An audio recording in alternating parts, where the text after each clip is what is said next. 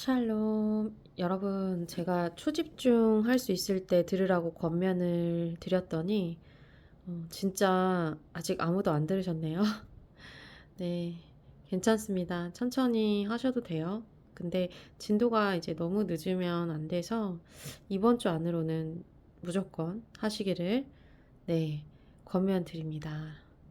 제가 이번 설교를 새벽 4시에 일어나서 들었는데요. 이번 설교는 뭐 진짜 하나님 용서해 주세요가 절로 나오는 설교였습니다. 제가 최근에 지은 죄, 또 자백했던 죄가 절대 소죄에 속한 죄가 아니었고요. 큰 대죄에 속한 죄라는 것을 이제 말씀을 통해 명확하게 알게 되니까 주여, 주여 소리가 절로 나오고, 최근 저의 거짓됨에 대하여 이미 회개하고 용서받았지만 주님 저를 용서하소서 소리가 계속 설교 듣는 내내 나오더라고요. 또 목사님의 은사가 강력한 회개의 메시지이시기 때문에 어, 더불어서 정확한 성경 해석을 통해서만 하시는 말씀이기 때문에 더 날카롭고 더 예리해서 찔림을 받게 되었습니다. 그래서 여러분 간증을 지금 안 쓰시니까 저의 간증을 먼저 오픈하면 설교 빨리 들으시겠죠? 네. 최근에 이제 성령님이 찔러주셔서 꼭 자백할 필요는 없는데 이제 자백을 하고 싶더라고요. 그래서 그때도 너무 고통스러웠는데 설교 들을 때도 용서해 달라는 얘기가 계속 네, 나오더라고요. 그리고 왜냐하면 이제 대죄는 소죄와 다르게 정확히 둘째 사망에 이르게 하는 죄라는 것을 알았기 때문이에요. 더 충격적인 것은 살인자들, 음행하는 자들, 점술가들과 같은 그런 흉악한 범죄자들과 같은 동일 선상에 거짓말하는 죄가 있기 때문입니다. 주여 아버지.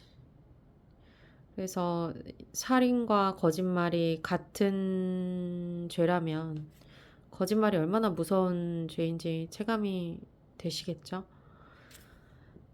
그래서 거짓말이 결코 가벼운 죄가 아니고 소재에 속하는 죄도 아니라는 것입니다. 그래서 제가 예전에 하나님이 저의 커튼 뒤에 제가 되게 깨끗한 줄로 착각하고 있는데 제 커튼 뒤를 딱 들추셨을 때 제가 크게 회개 영이 임한 적이 있었거든요. 이제 그냥 우리가 평소에 하는 회개 영 정도가 아니라 네, 아주 강력한 회개 영이 임했을 때가 있었는데 그때 제가 느낀 것이 한국 교회에서 내가 가장 작은 자구나 이렇게 생각을 하게 되었어요. 그래서 설교를 들을 때 그때와 같은 생각이 다시 팍 올라오더라고요. 내가 제일 작은 자구나. 여러분이 저에게 받은 사랑과 희생 때문에 저를 뭐 친구로서 존경한다고 하지만 사실 제가 여러분보다 못한 자인 것입니다. 이 설교에 비추어 볼 때. 그래서 뭐 사랑해서 완전하지 않은 것은 지옥 갈 죄는 아니잖아요. 뭐 사랑이 좀 더 완전할 수도 있고 조금 불완전할 수도 있는데 거짓말은 대죄에 속하는 죄고 대죄에 속하는 모든 죄는 이거를 회개하지 않고 돌이키지 않는다면 지옥 갈 죄이기 때문에 정말 제가 이번에 하나님 앞에 지은 죄와 실수들이 여러분보다도 제가 못하고 정말 평범한 신앙에도 못 미치는 정말 그런 자라는 깨달음이 오더라고요. 그리고 뭐 물론 거짓말을 제가 뭐 엄청 적극적으로 하거나 막 상습적으로 하진 않았지만 네, 특별히 몸이 아프고 나서 둘러댈 때가 많았던 것 같아요. 특별히 뭐 선의의 거짓말이나 몸을 피곤하지 않기 위한 그런 둘러대는 것들을 좀 했던 것 같습니다. 그래서 뭐 예를 들어서 크게 아팠을 때 이제 부모님이 너무 걱정하시니까 부모님이 걱정하면 좀 피곤해지거든요. 그래서 이제 안 아프다 그러고 그때 2년 전에 저 쓰러졌을 때도 안 아프다 그러고 이런 식의 둘러대는 말들은 제가 가끔씩 해왔기 때문에 이런 죄가 장성하여 정말 상습적이고 습관적인 죄가 된다면, 어, 이거를 철저히 회개하고 끊지 않는다면 둘째 사망에 이르게 된다는 것을 생각하니까 정말 근신하는 마음이 임했습니다. 그러나 하나님께서 주시는 마음은 두려워하는 마음이 아니라 근신하는 마음이라고 하신 말씀처럼 마귀가 주는 그런 막 정죄하는 두려움하고는 좀 달라요. 하나님이 주시는 두려움은. 그래서 마귀가 주는 정죄하는 두려움은 정말 뭔가 공포와 두려움 막 이런 감정들이 따라오고요. 근데 하나님이 주시는 두려움은 내가 더 깨끗해져야 되겠다. 되게 거룩해져야겠다. 근신해야 되겠다. 이런 마음들이 일어나는 것입니다. 그래서 정말 주님이 저를 살리려고 이 말씀을 듣게 해주셔서 너무 감사하다. 그리고 제가 아주 가끔 예언 사역을 받는 곳이 있는데 최근에 이제 예언을 받았었는데 이제 다윗 이야기를 하시더라고요. 뭐 제가 다윗이란 얘기는 아니고요. 근데 이제 비유를 하시면서 하나님이 다윗도 많이 사랑하셨기 때문에 어, 다윗을 다루신 것처럼 성도님도 사랑하시기 때문에 다루시는 일들이 있을 것이라는 예언을 받았었거든요. 근데 최근에 이제 회개 시리즈 하면서 이게 바로 하나님이 다루시는 거구나라는 것을 제가 깨닫게 되었습니다. 이것 또한 예언의 성취.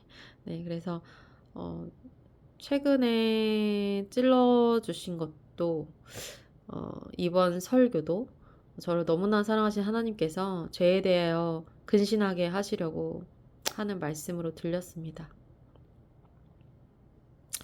그리고 제가 이 부르심을 가는 데 있어서 하나님 앞에 제가 좀 뭐랄까? 저 하나님 앞에 약간 딜을 하는 성격은 아니거든요. 아닌데 저는 사실 뭐 하나님한테 뭐 다고다고 구하거나 뭘 달라고 구하거나 뭐 그런 기도를 많이 해본 적이 없어요. 거의 없어요. 그냥 하나님을 더 사랑하고 싶고 뭔가 좀 다 그런 쪽이에요. 기도 제목이.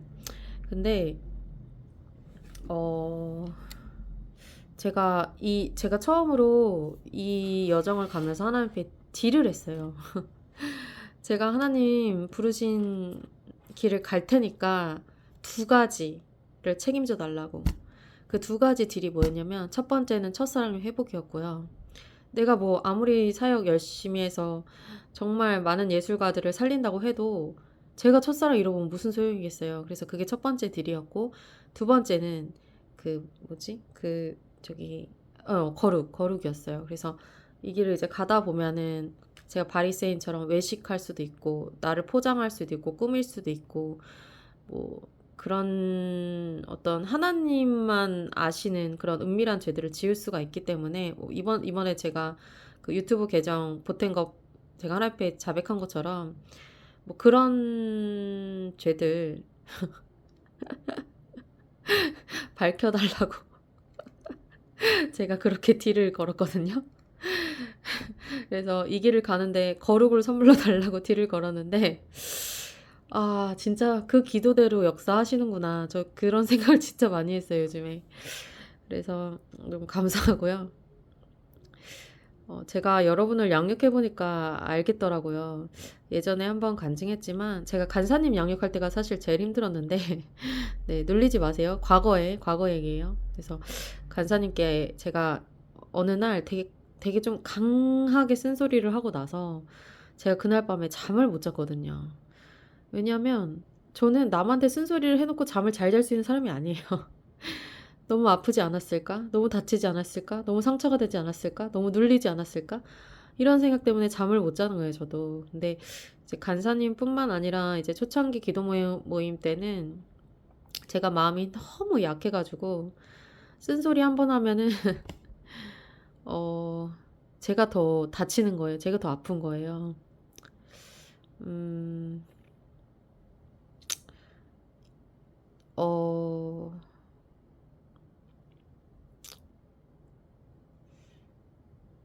이제 그때는 하여튼 근데 그때 하나님의 마음이 너무 알아지더라고요. 저를 징계하실 때 어떤 마음으로 하시는지 너무너무 알아지시더라고요. 주님께서 우리에게 매를 드시고 징계하실 때 하나님은 결코 이렇게 즐겁게 징계하시는 게 아니구나. 그 때리는 하나님 자신이 매를 맞는 우리보다 더 아프시구나. 제가 그거를 그 지체들을 양육할 때 정말 머리가 아니라 가슴으로 깨달았어요. 이게 진짜 너무 체감이 되는 거예요. 왜냐하면 제가 그런 어떤 책망을 할 때마다 얘네들이 힘들어한 것보다 제가 더 힘든 거예요. 그래서 제가 책망하거나 권면하는 걸 별로 좋아하지 않았던 게 제가 너무 힘드니까. 그거 하면 제가 너무 힘드니까. 근데 내가 힘들다 그래서 하나님이 이 작은 단체라도 리더십으로 맡겨주셨는데 안 하고 넘어갈 수가 없잖아요. 그러니까 저를 쳐서 복종을 시키는 거예요. 진짜 어떻게 보면은 애들이 눌리는 게 아니라 제가 더 눌려요. 제가 책망하면서 제가 눌린다니까요. 근데 어쨌든 지금은 제가 많이 훈련이 돼서 애들도 안 눌리고 저도 안 눌리지만 하여튼 네. 저는 2년 동안 그렇게 양육을 하면서 정말 뼈저리게 이제 하나님 마음을 알게 되었습니다. 그래서 이번 설교도 이제 들으면서 두렵고 근신하는 마음도 이제 당연히 임했지만 더 마음이 아픈 것은 이제 하나님 마음을 제가 아프게 해드렸다는 것이 더 아프더라고요. 그리고 제가 약속의 땅에 가서 할 설교들이 참 많이 밀려 있는데요. 또 설교 제목 중에 하나가 성숙한 신자가 시기와 질투를 할 수 있는가에 대한 주제를 좀 다뤄보려고 했는데, 근데 이 시기 질투의 죄도 소재에 속한다고 말씀하시더라고요, 목사님이. 그래서 제가 설교 듣고 생각을 해보니까 저는 저를 시기 질투하는 사람들보다도 못한 사람이구나. 그 사람들은 최소한 대죄는 아니잖아요. 소재에 속하는 죄를 짓잖아요. 그리고 우리 기도 모임을 공격하고 시기하고 질투했던 사람들보다도 내가 더 악한 대역죄인, 대개수구나. 이게 깨달아지는 거예요. 그래서 우리가 이런 부르심을 간다고 잘난 척할 거 하나 없고, 물론 잘난 척하는 마음도 전혀 없었지만, 네, 혹시라도 만에 하나라도 나중에라도 그럴 수 있는 건덕지가 저희가 없는 사람들이고, 저희를 핍박했던 사람들보다도 뭐 더, 더 둘째 사망에 이르기에 가까운 사람들이구나. 저는 그 사람들의 어떤 악함, 그 다음에 뭐 비열함, 뭐 이런 것들에 되게 경악을 했었는데 사실은. 근데 거짓말은 안 하는 거예요, 그 사람들이. 그러니까 그 사람보다 제가 더 대죄인인 거죠. 그래서 제가 이번 설교를 통해서 정말 더 낮아지고 겸손한 마음들 하나님께서 부어주시기를 기도하게 되었고요.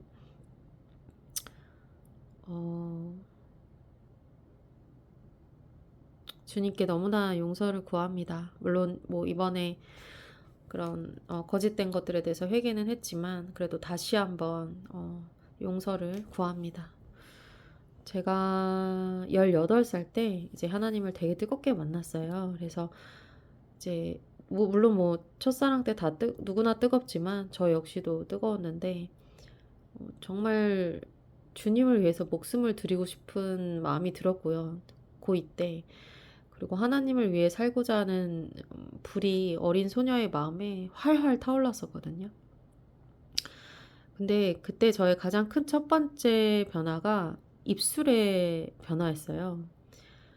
예를 들어 말을 좀 소금이 고르게 함 같이 정갈하게 예쁘게 한다든지, 다른 사람을 축복하는 말을 한다든지, 위로하는 말, 사랑의 말을 많이 뱉는 자가 되었고요. 이제 또 무엇보다 가장 큰 변화는 입술의 정직의 변화였어요. 그래서 토시 하나도 거짓된 것 없이 정직하게 얘기하는, 뭐 우리가 하나님을 믿기 전에는 뭐 토시 하나까지 뭐 정직하기는 쉽진 않잖아요. 뭐 예를 들어서 뭐가 있을까요? 뭐 점심을 먹었다고 했는데 토시 하나 정확히 얘기하면 그게 아점이라든지 예를 들어서 이게 뭐 거짓말에 영향을 안 하지만 토시까지 정확한 건 아니잖아요. 그러니까 예를 들면 그런 식으로 토시 하나 정말 부정직하지 않게 그렇게 얘기하는 그런 입술의 변화가 있었는데,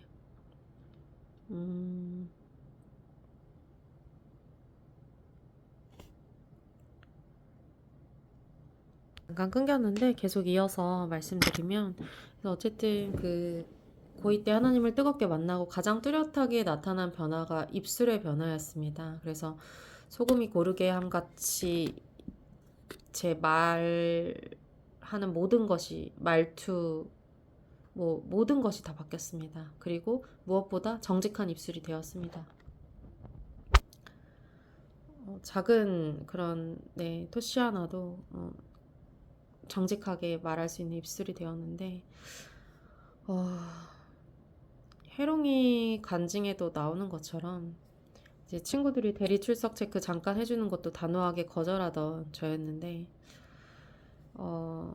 이제 제가 가끔씩 둘러댈 때가 있는 걸 보면서 이번 설교를 통해 점검을 해보니, 제가 아무리 다른 영역에서 정말 바리새인보다 더 나은 정말 심중에서까지, 마음에서까지 거룩을 이루었다고 해도요, 입술의 영역에서는 내가 변질됐구나, 이거를 느꼈습니다. 그래서 상습적으로까지는 아니지만 가끔 둘러댈 때가 있었기 때문에, 그렇다고 뭐 제가 누군가에게 정말 피해를 주는 그런 건 해본 적은 없지만, 좀 저를 방어하기 위한 둘러댐, 또 변호하기 위한 둘러댐, 이런 것들은 있었던 것이죠. 또 이번에 이제 제가 자백한 수준의 그런 거짓됨까지는 아니지만, 그런 아까 이제 좀 육체적 질병과 관련해서 둘러댈 때가 참 많이 있었던 것 같아요. 그래서 나중에 저의 건강 상황에 대해서 좀 더 자세하게 설명을 드리겠지만, 자율신경계라는 기관이 몸 전체를 지휘하는 기관이라고 생각하시면 되는데, 왜 오케스트라에 지휘관이 있잖아요. 지휘자가 있잖아요. 그러니까 몸 전체가 오케스트라라고 생각하면 그거를 지휘하는 기관이 자율신경이라는 기관이에요. 근데 이 부분에 문제가 생기면 이제 신경을 뭔가 쓸 일이 있을 때마다 교감신경이 항진이 되고요. 그래서 이제 몸이 더 악화되는 것입니다. 그래서 이제 핑계를 대면, 그러다 보니까 이제 부모님께서 이제 저를 걱정을 하시면 신경을 너무 많이 쓰게 되더라고요, 제가. 그래서 그냥 안 아프다고 얘기해버리면 신경 쓸 일도 없고 편해지니까 그런 편법을 많이 썼거든요. 그래서 제가 2년 전에 크게 아팠을 때도 부모님께는 안 아프다고 했어요. 안 아프고, 너무나 건강하게 있다고. 네, 그런 거짓말이죠. 아팠는데 왜 안 아프다고. 쓰러졌다고, 2년 전에 쓰러졌을 때도 그런 얘기도 하지도 않았어요, 부모님한테는. 말하면 너무 피곤해지니까요. 저는 피곤해지는 게 너무 싫은 거예요. 안 그래도 육체가 피곤한데, 피곤한 일이 생기면 더 피곤해지거든요. 그래서, 네, 이게 다른 저의 그런 기지였는데, 이것도 회개해야죠. 부모님이 걱정하시고 피곤해진다 할지라도 아프면 아프다, 정직하게 얘기를 해야 되겠죠. 그리고 이제 또 부모님뿐만 아니라 이제 사람들이 저를 걱정하는 게 저는 싫어가지고요. 저 이제 걱정 끼치는 거를 안 좋아하는 성향인데, 아니 어쩌다가 이렇게 아파가지고 많은 사람들을 걱정 끼치는 삶이 되는 게 제가 너무 싫은 거예요.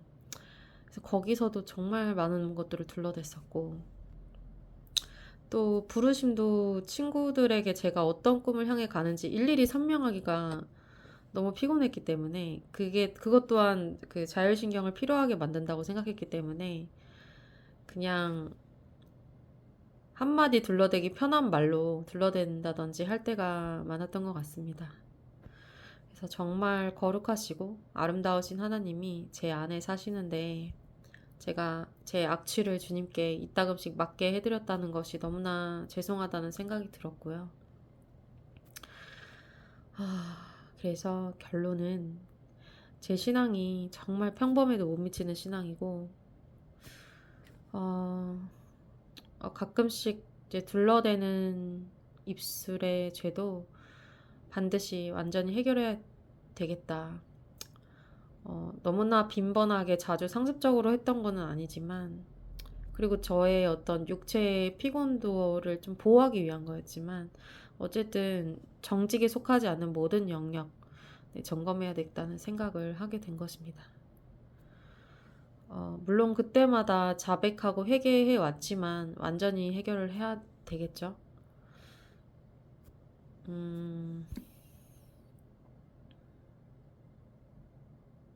물론 최근에 지은 죄들은 다 회개하고 자백하고 합당한 열매를 맺었지만, 이제 또 몸이 아프고 스트레스를 받고 싶지 않고 뭔가 신경 쓰고 싶지 않을 일이 생기면 제가 또 둘러댈까봐 저를 못 믿는 거예요. 제가 너무 두려운 거예요. 인간의 죄의 속성이라는 거에 대해서.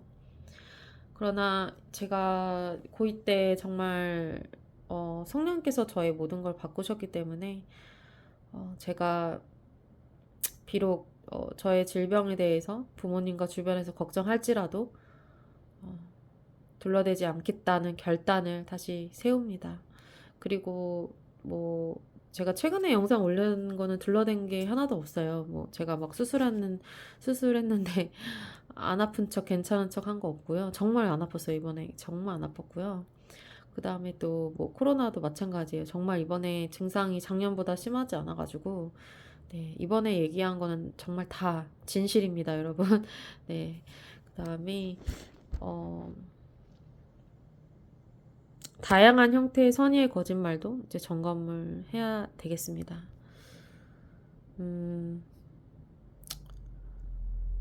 그래서 정말 선의의 거짓말조차도 안 하는 분들의 그런 정직을 모델 삼아서 정결을 위해서 힘써야 될 것 같습니다. 그래서 결론은 이번 설교 말씀도 지난번 설교와 마찬가지로 기대 이상으로 좋았다. 물론 저번 설교에서 뭐 습관적인 죄에 대해서 우리에게 좀 구원의 기쁨과 확신을 얻게 하는 것도 있었지만, 그런 것만 좋은 설교가 아니죠. 또 우리에게 정말 찌름을 주고 정말 우리를 근심케 하고, 그냥 목사님 설교는 사실 듣기만 해도 되게 깨끗해지는 느낌을 받거든요. 그래서 오늘 새벽 4시에 일어나서 듣는데 물론 근신하는 마음도 들었지만 그냥 듣기만 해도 제가 깨끗해지고 거룩해지는 마음이 들더라고요. 그리고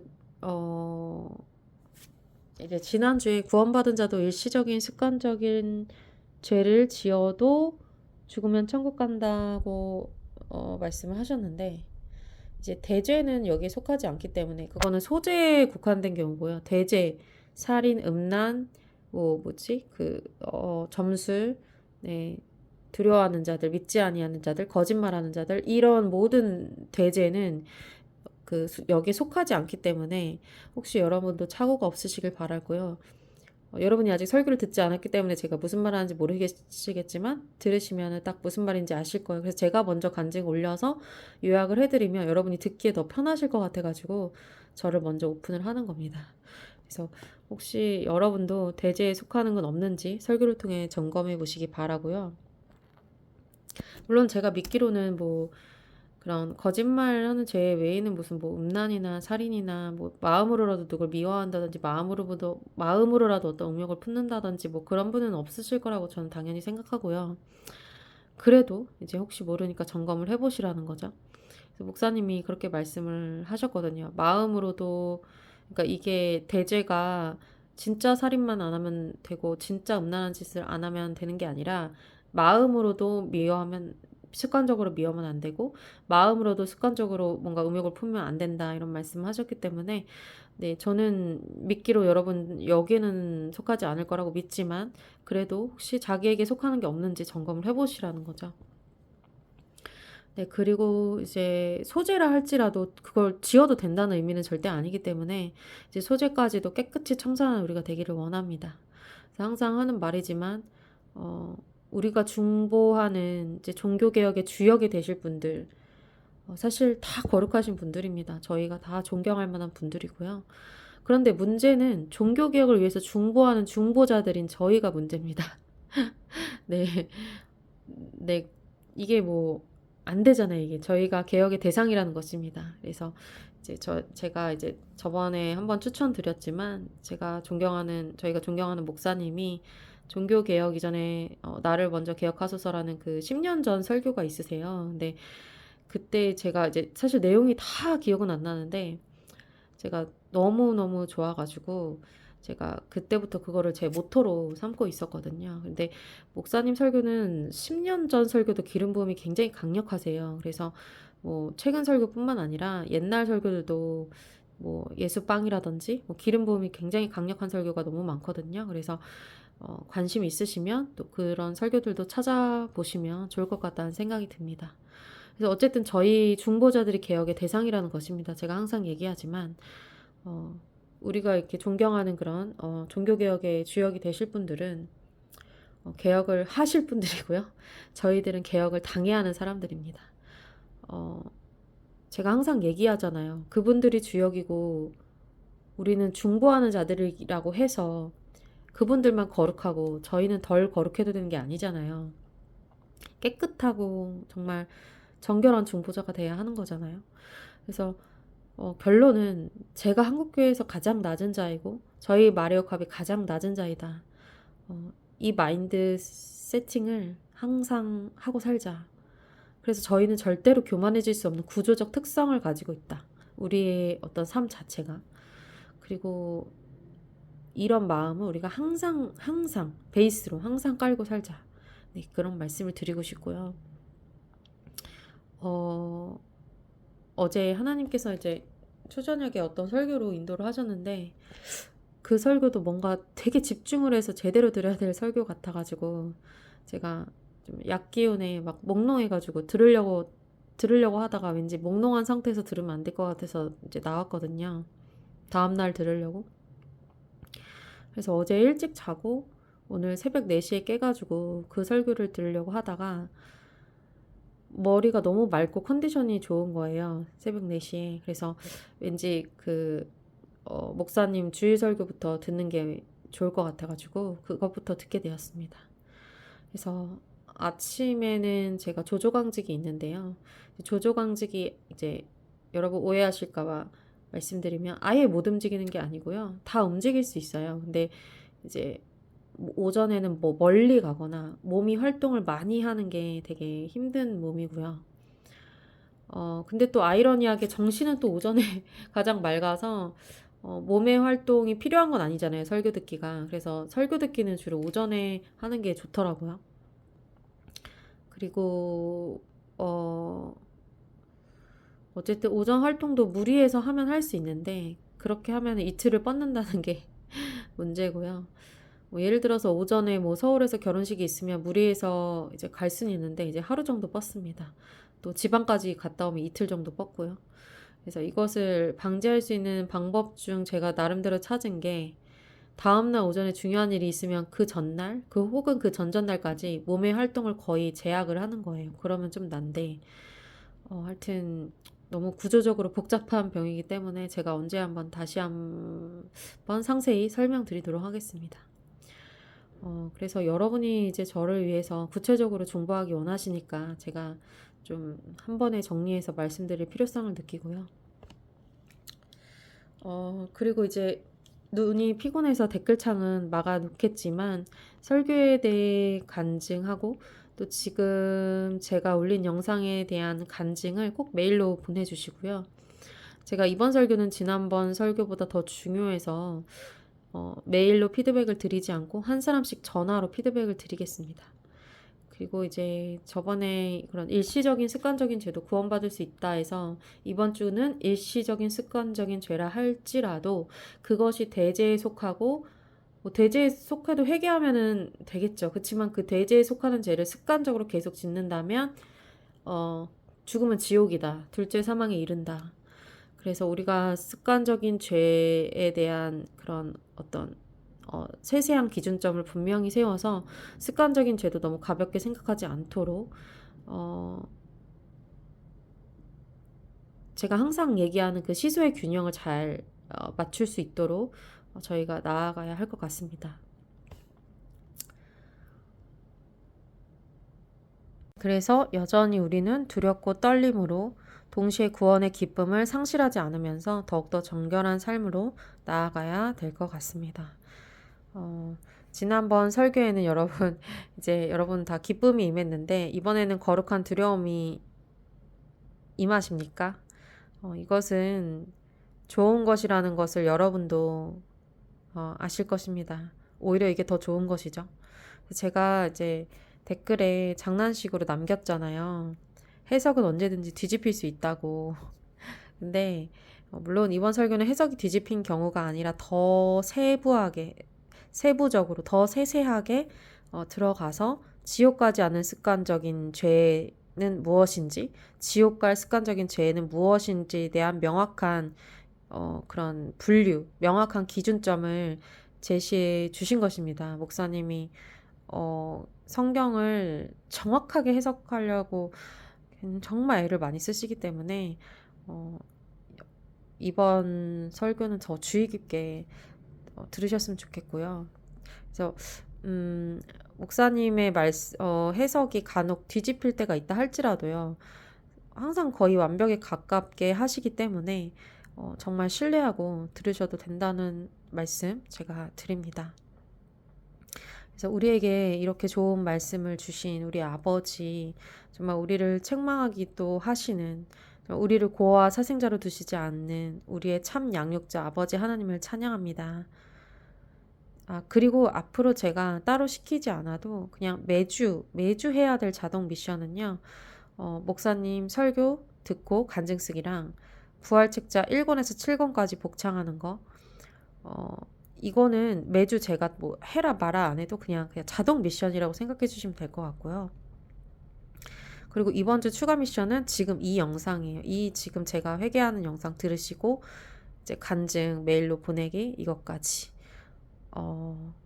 이번 주에 그럼 3개네요. 네, 미션 3개 하실 수 있습니다. 네, 아무튼 제가 새벽 4시에 일어나서 들은 보람이 있는 설교였고요. 이제 아까도 말씀드렸다시피 새벽이나 오전 시간대 정신은 제일 맑아요. 몸이 이제 조조강직 때문에 막 이렇게 무리한 활동을 못해서 뭐 어디 멀리 가거나 이런 거 못해서 그렇지 정신은 제일 맑습니다. 그래서 여러분도 뭐 대충 뭐 이렇게 뭐 설거지 할 때 틀어놓으신다든지 그렇게 대충 듣지 마시고요. 정말 정자세로 앉아서 정말 수첩 피고 필기도구 꺼내가지고 정말 집중해서 들으시길 권면드리겠습니다. 네, 이만 마치도록 하겠습니다. 샬롬.